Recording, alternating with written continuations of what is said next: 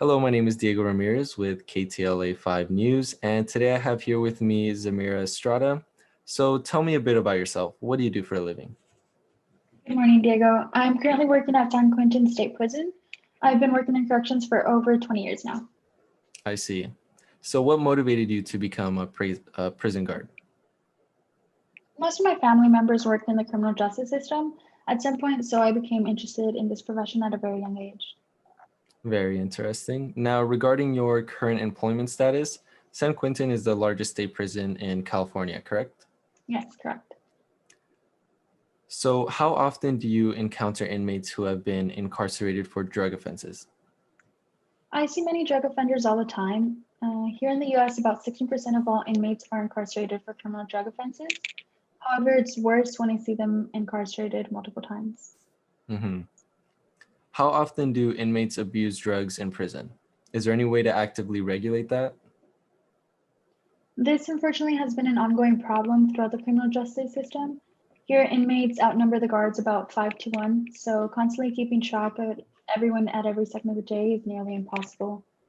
There's no way to guarantee that illegal substances won't make their way into our facilities. Inmates become desperate and they get very creative. Some have even said that it's easier to obtain drugs in prison than it is outside. hmm With that in mind, what are your thoughts on rehabilitation? Do you think it would be better to require inmates to go through some sort of rehab? Yes, this is something that I've been actively advocating for. Multiple studies have proven that requiring inmates to go through rehabilitation can keep them from reoffending in the future. For example, a study done by Dr. Redonna Chandler in 2009 found that treating drug offenders not only decreases substance abuse in communities, but it also reduces any criminal activity associated with it. So how often do drug offenders reoffend? The US Sentencing Commission's actually released a statistic stating that two-thirds of state drug offenders released from state prison were arrested within the 5 years, compared to the 42% of federal drug trafficking offenders released from prison over the same 5-year period. Like I mentioned before, I have encountered several inmates who have reoffended. So how are you prepared to combat these trends in recidivism? What types of programs are already available for inmates who are seeking rehabilitation? Here in California, the California Department of Corrections and Rehabilitation is in charge of organizing rehabilitation programs for the inmates. The programs that are currently available for them are the cognitive behavioral therapy, academic education, employment preparation, career technical education, and substance use disorder treatment.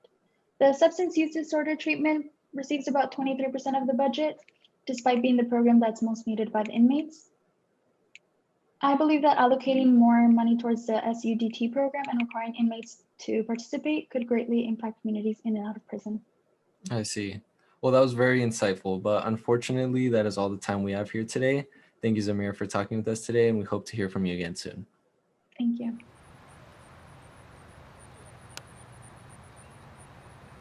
Hello, my name is Diego Ramirez with KTLA 5 News, and today I'm going to be speaking with Maria.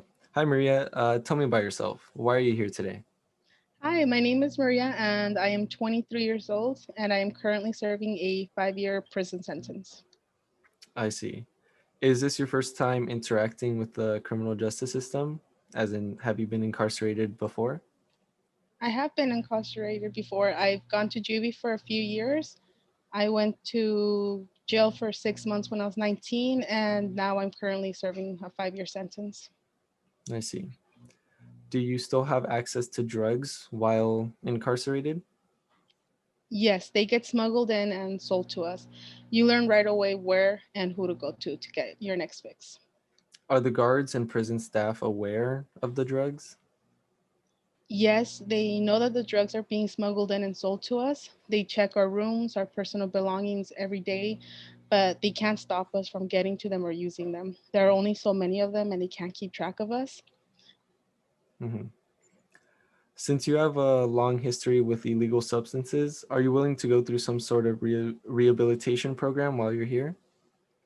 No, my whole time's already being dictated as it is. I get told when to get up, when to go to sleep, what I'll be eating, when I'll be eating, and even when to shower. I'm not willing to give up any more of my time. Everyone likes to think I have a problem, but I don't see it that way. Once I've paid my time and I'm out, it won't be anyone else's problem but my own. Mhm. So, are you familiar with the rehabilitation programs already available to you?